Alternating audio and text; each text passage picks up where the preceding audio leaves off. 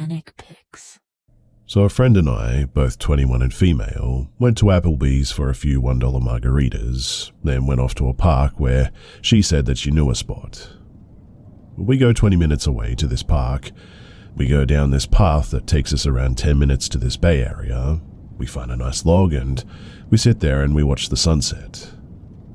As we were relaxing on the log, a family strolls by with their dog to hang out on the other side of the shore or whatever. A few minutes go by and a couple comes through and sets up. They eat a big pineapple with a knife, but the sun sets, it's still light out, but we didn't think about the walk back. And eventually we go to head back and it's dark at this point. Now, the wooden area that we have to walk through is getting really dark.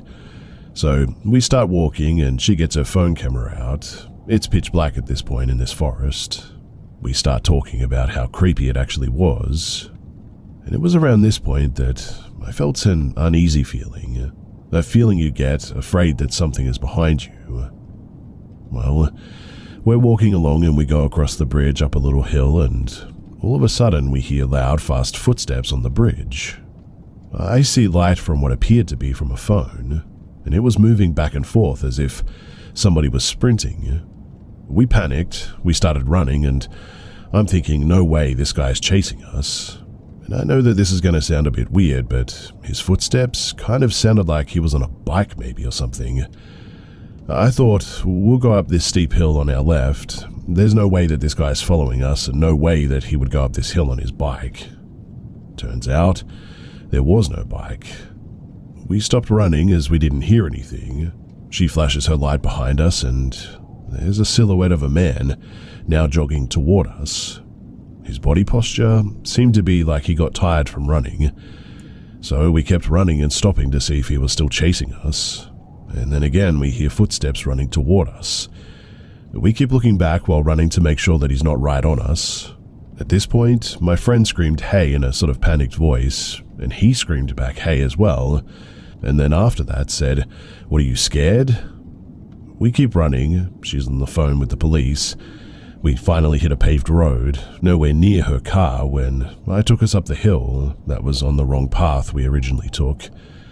We knock on a house, lights are on but nobody answers, so we quickly start down the road to their neighbor.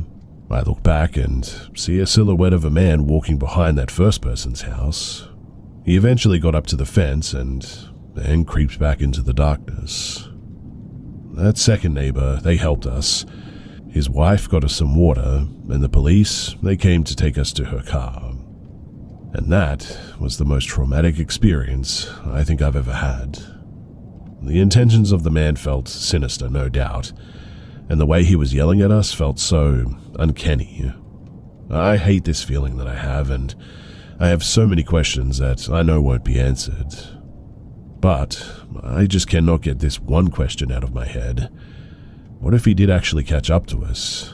What would have happened?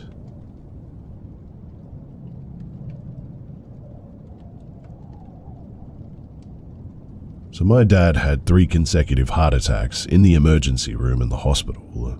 The date, June of 2021. The doctors do not expect him to come home, yet he defies them, and 3 weeks later, he is home and under the care of palliative nursing staff, along with my mum and myself. During the next 5 months before he left us, I would walk into the room and he would be fully engrossed in a conversation with the invisibles, as we called them. Like one time he said that the room was full of Mexican people with food, but he wasn't sure that he liked Mexican food. I told him to tell them to go away. And one time, he introduced me to the 2 invisibles that he said were fighter pilots. Dad said that his dad had been to see him. My uncle that my dad said traveled thousands of miles to see Dad. And despite all of this last one was definitely the clincher. So 2 days before Dad had passed, Dad was in his chair and I was sitting on his bed. "Who are all these people?" he asked me. "I don't know, Dad. They're invisible, so why don't you ask one?" My dad turns away from me and says, "Excuse me, young man. Sorry to bother you, but what is your name?" There's a brief pause, and my dad turns to me and says, "He says that his name is Andrew." "That's nice," I respond. "What does Andrew do?" he asked me. "I don't know, Dad. I can't see him." "Why don't you ask him?" He turns away from me and then says, "Excuse me, Andrew, what do you do?" There's a pause, and Dad, with his hand to his ear, leans forward and says, "I'm sorry, I didn't catch that." He then turned to me and said, He's gone." That was on a Tuesday, and 2 days later, Dad had passed. But this is where the story gets a bit freaky. So, my brother and his second wife show up on Saturday so that we can go to the funeral home and make final arrangements. I leave to put on my makeup and come back into the room 10 minutes later to Mum, my brother, and his second wife sobbing. "What did you say?" I asked my brother. All choked up, he said that he just got off the phone with his first wife, and the youngest son, Andrew, he had been hit at a crosswalk and died 7 days prior to Dad's death. Honestly, I couldn't even tell my brother until later when she had him created and buried before I told him. I personally believe that Andrew didn't want to tell his grandpa that he was dead, and that's why Dad didn't hear him. I think Andrew realized that we hadn't been told of his death and he wasn't going to tell his grandpa. That is, unless Dad didn't want to tell us. His first wife wouldn't let the kids, 5 kids they had together, see my parents, so it's no wonder Dad didn't recognize him too. So yes, I do believe in the afterlife. I just need to finish what I need to do here before I get my turn, I guess. I hope my mum and dad have a really excellent place to live when I get there too. Anyway, thanks for listening. It's a very hard story to share, and it's good to finally get it off my chest a bit.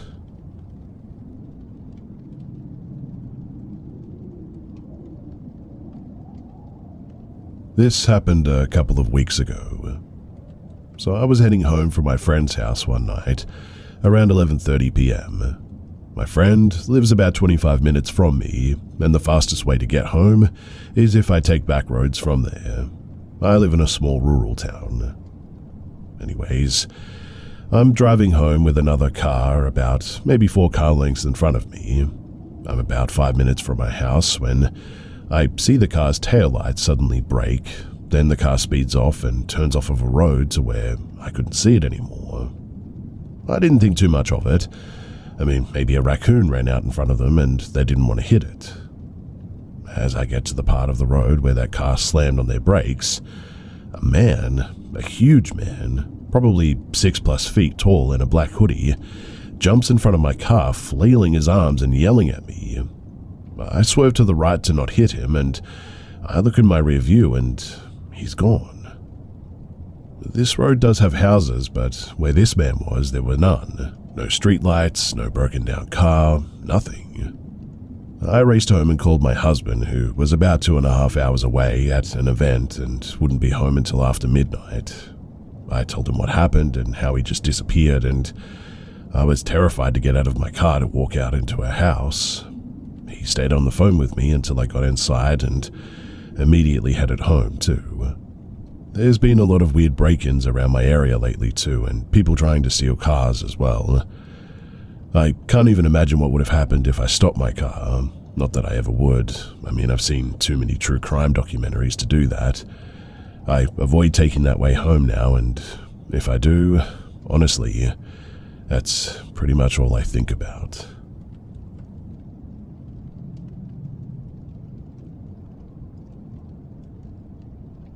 The last house that I lived in with my parents was haunted, and I mean severely haunted. When we first moved in and I was left to sit with the stuff while my parents made trips, even though it was empty, I had never been more afraid. I knew that there were things there. I could feel it, and I was terrified.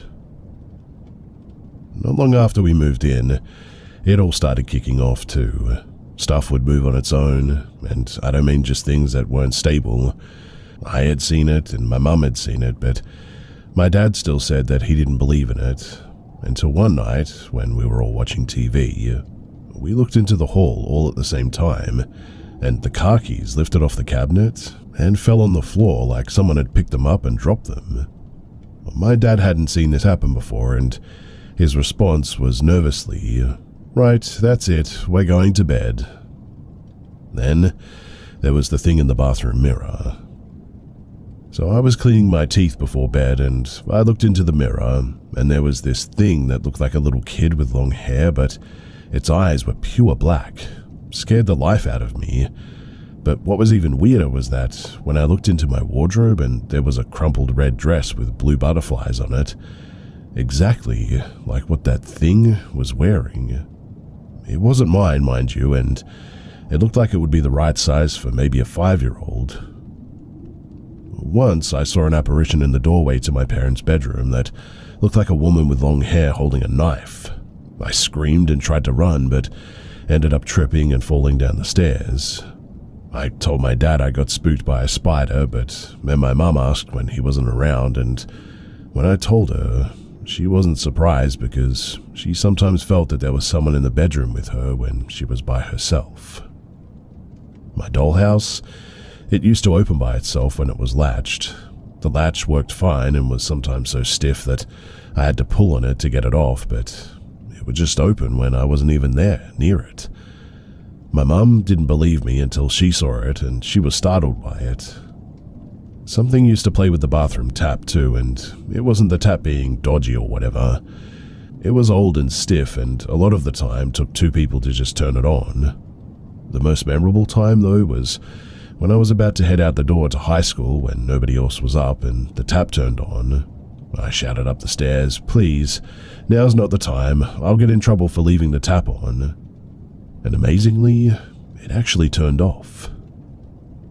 Another time when I was in the bathroom getting ready for bed, I was about to leave and suddenly I got this, like a strange overwhelming urge to sit down, and as soon as I did, I put my hand out and felt drips of water falling on my hand. I told my mum about it, and she said that it was something related to spirits, but I can't remember exactly what. A lot of the time, both me and my mum would avoid going upstairs, though, because we'd stand at the bottom of the stairs and we'd just get this awful, uneasy feeling that something didn't want us up there. And so, we would just wait.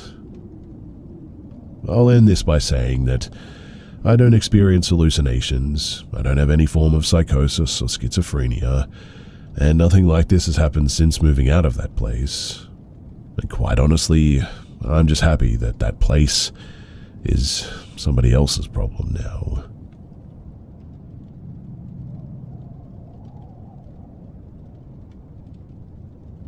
So this happened to my friend, not me, in 2007.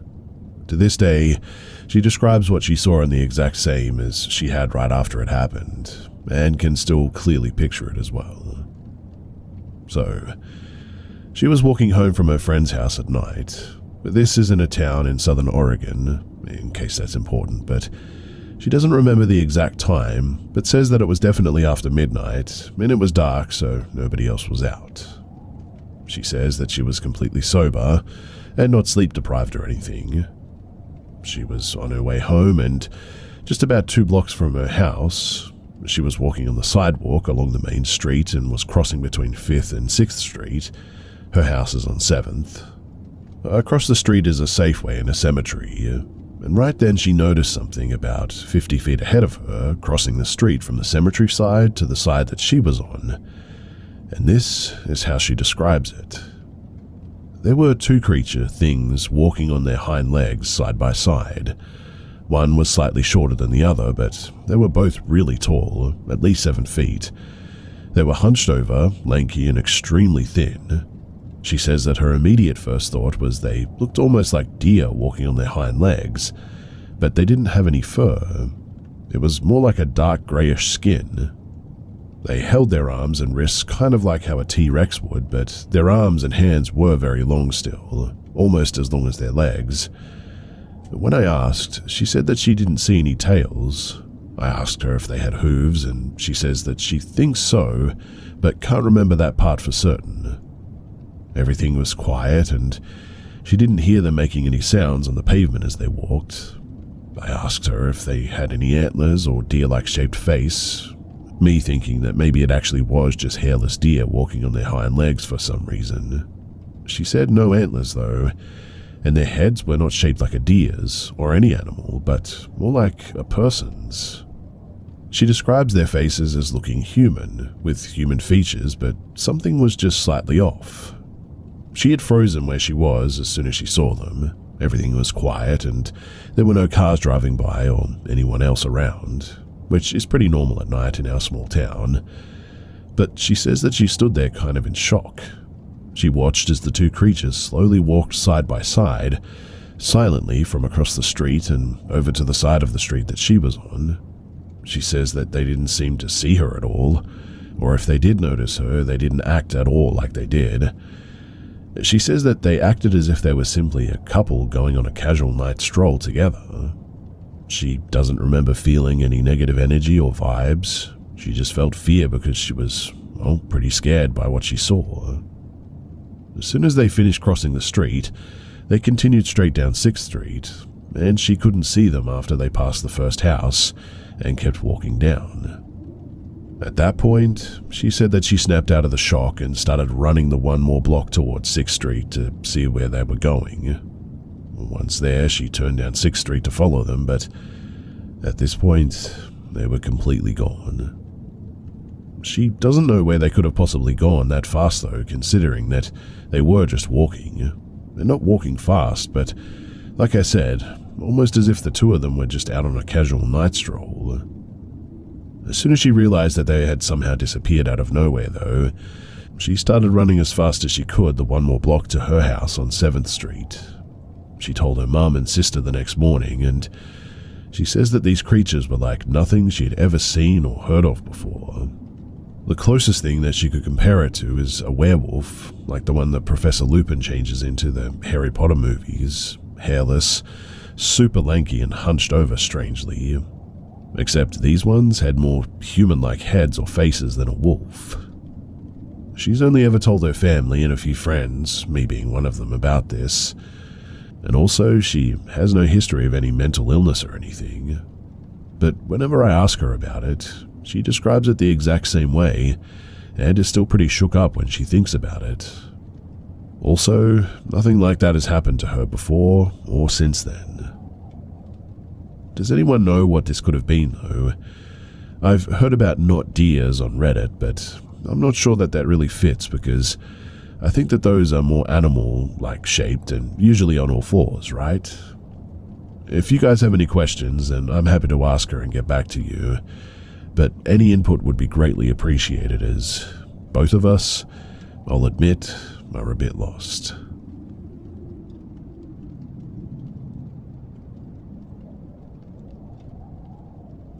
So I worked for Disney many years ago and was sent to take still photos of the Queen Mary for locations reference purposes. As part of the assignment, I was privately taken around the ship to various off-limits to the public areas by a very friendly and jovial security guard. We had been at it for about an hour when he took me up to the bridge. It was a cool autumn late afternoon and there was a slight breeze in the dusky air. The control room or wheelhouse was locked, so I wasn't able to go inside. Instead, I was taking photos of the interior through an exterior window. The security guard, who was with me, he got called to another part of the ship and had to leave me alone for a moment. He promised to return in about 15 minutes. Shooting through the window, I had my back to the captain's walk, which is where we came up from. I was looking through the camera viewfinder, which meant that I completely lost visual contact with what was immediately around me. Taking photos, I heard footsteps over my shoulder to my right, and I figured the security guard had returned. Then I felt a hand on my right shoulder, and obviously that completely startled me. I dropped the camera into my left hand and swung my right hand backward to brush away the security guard's hand, only to find that there was nobody there. Just flags waving in the breeze and the quiet of the early evening. I shrugged the footsteps and the feeling of the hand on my shoulder off as a very convincing figment of my imagination. When the security guard eventually returned, I told him about what had happened, and his demeanor changed from jovial to quite serious. "Let's get out of here," he said, nervously. I asked him what was wrong. and he told me that there were ghost stories about the captain's walk, that people have seen the former captain of the Queen Mary on the walk in the early evenings patrolling his bridge. And he also told me that some people reported feeling the presence of someone when nobody was there. Hearing that was enough for me too. I was more than happy to oblige our getting out of there and finishing the rest of the tour as quickly as possible.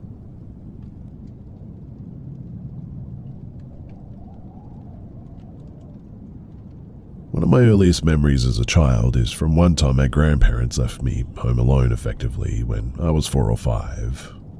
I was playing in my room with some toys when suddenly I noticed a man outside my window. For context, my childhood home had an enclosed patio which I could see from my window. He couldn't have just gotten in other words. At this point, I'm terrified and just stay in my room, but he soon simply enters it. I don't remember his appearance too well, but I remember I called him the chicken head man because he had a mohawk haircut. He doesn't say nor do anything. He just stands there catatonic, turns around and then leaves. I, being a stupid kid, decided to follow him. He truly wasn't doing anything. He was just sort of pacing through our hallway. He would walk to my grandfather's office, my mum's room, and my room, and then just repeat it. Eventually, I got bored of following him, and I just went to my room, and he didn't come back. I don't really remember how scared I was, but according to my parents, I was freaked out. But anyways, after this happens and my mum comes back home, I tell her about the chicken head man, and she is terrified. Turns out, she had been experiencing frequent night terrors where she would wake up and the same man would be sitting across the room staring at her.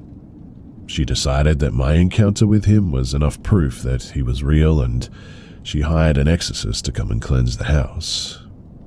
And weirdly enough, I never had another encounter with the supernatural that I know of after that.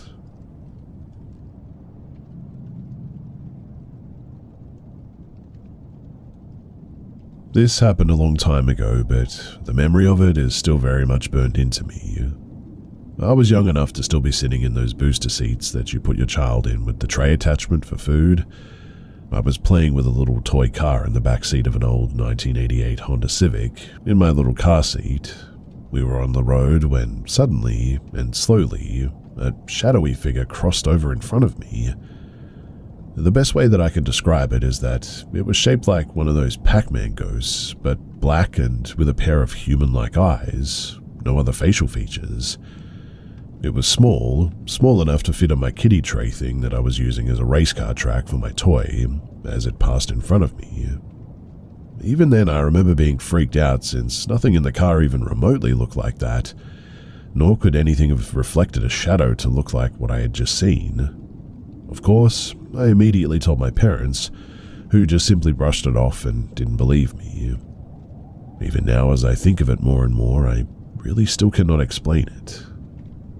The second time I saw it, it was a little while later. I can't remember how much later, but I know that I had outgrown the booster seat by this point, but was still sitting in the back of the car. I was climbing into the back seat of that car when I saw it again. Only this time it was on the seats and much bigger than before, tall enough to cover the whole middle seat in its shadow. It was positioned almost as if it was looking out from behind the shadow being cast by the driver's seat, and only one eye showed this time. I completely lost it though, and quickly ran from that car to my parents' confusion. Now, I knew that this couldn't possibly be a shadow being cast from something already in the car, and when I finally worked up the courage to look again with my parents, it was gone. To this day, I haven't had any paranormal encounters nearly as weird as that one. I'm not one to believe in ghosts or spirits, but even I can't begin to explain what it was that I saw then. That was the last time that I saw that ghost or whatever it was, and shortly after that, my father gave away that car to a friend of his. I don't know if ghosts can haunt cars or whatever, but if they can, then that car was for sure haunted.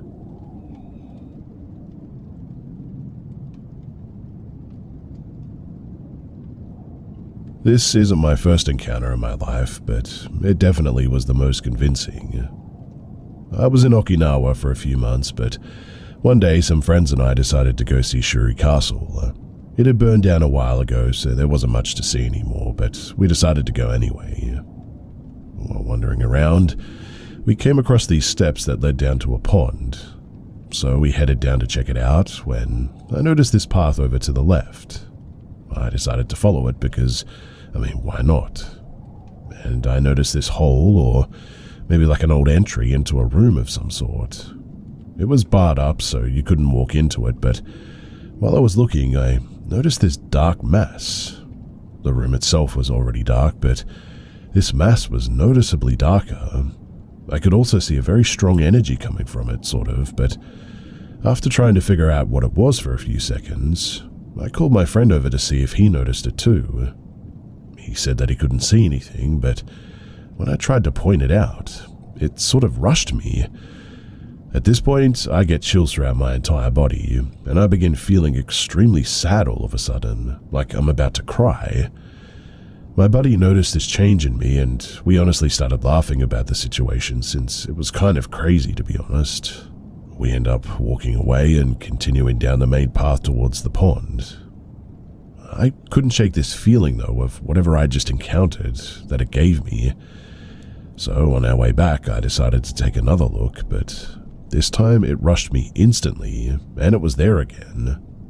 I turned around and went back to the main path, but whatever it was, it stayed with me.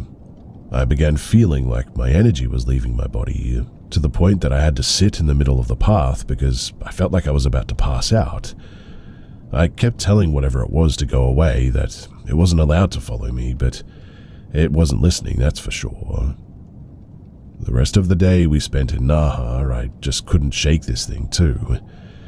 Even when we got back to where we were staying, all night I could feel it watching me while I was trying to sleep.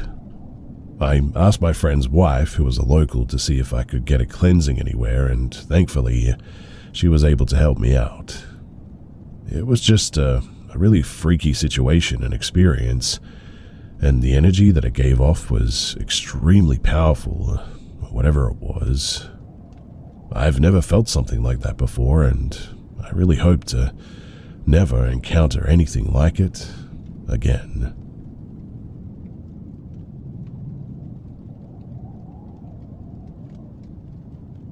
Back in 2018, I was 17 around that time. I was living in foster care. The group home was situated on a busy street, and despite living in the city, we had a backyard, basketball court, picnic table, and at the very back we even had some grass. The whole backyard, it was surrounded by 2-meter tall chain link fences. There were houses to the right and the left of ours. At the very back of the yard, on the other side of the fence, there was a public walking or biking path that stretched at least 12 kilometers. This path, it would take you through this huge park, along the water, to the beach, etc. It was a very popular area for people to visit too. Now, I was a regular cannabis smoker, although I was always very well put together for a teenager. The group home workers agreed to turn a blind eye on me as long as I didn't make it obvious. So on weekend mornings, I'd go for a walk to the park behind the house. I'd roll up on a park bench and I would smoke. But one day, everything changed. It was a weekend morning as usual at 7 a.m. I made my way to my favorite park bench. I'm sitting there with my joint in my hand. It was quite windy and it kept lighting out. I was facing the water, about 100 meters of field between the waterfront and I, when I noticed a man stomping through the field, heading straight for me. He didn't seem like he was on a leisurely walk at all. I remember thinking to myself, 1, why is he not using the paved path? 2, why does it seem like he's walking straight towards me? 3, what is he holding? 4, is anybody else around? And at all that, panic ensued. He was holding something chunky in one of his hands. I looked around for someone, noticed an elderly woman walking from the direction of the group home. She was about 20 meters away from me, and I sped walk towards the woman. By the time that I got to her, the man, he had made it to the bench that I was sitting on.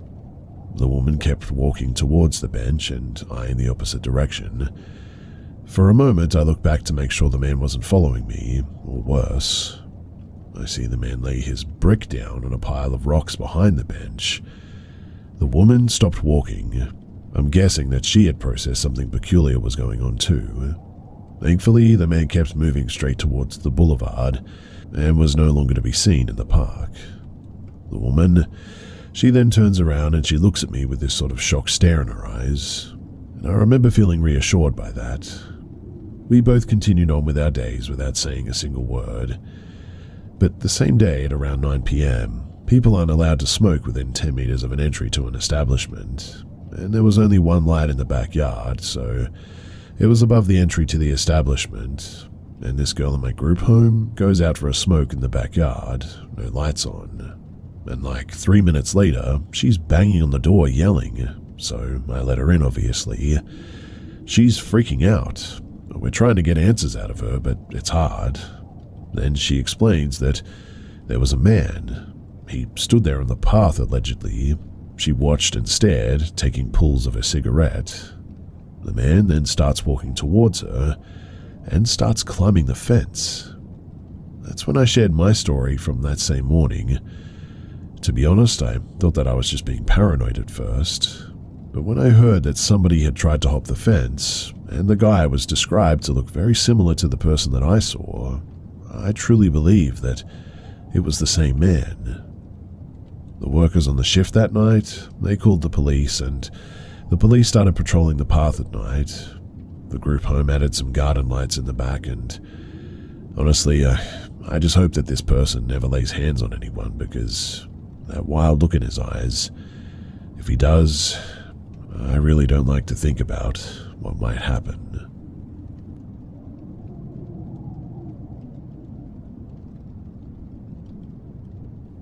I want to preface this story by saying that while I am pretty much agnostic on a good day and an atheist on a bad day, I am still a fan of horror, and I grew up in a fairly religious environment via a very evangelical Christian high school. So my point of view may be skewed by those influences, I'll admit. However, I do think whatever my fiancé and I witnessed was, at the very least, an extremely dangerous person.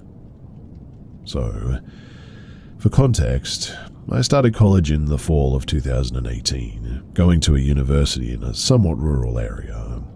The college itself, it sits on a large plot of land surrounded by farmland and vineyards, with sections that are forested and have sort of little trails running through them, and a creek that runs through the length of the school property even. The college has even had a murder victim dumped in one of the wooded areas on the campus, but that's a story for another day.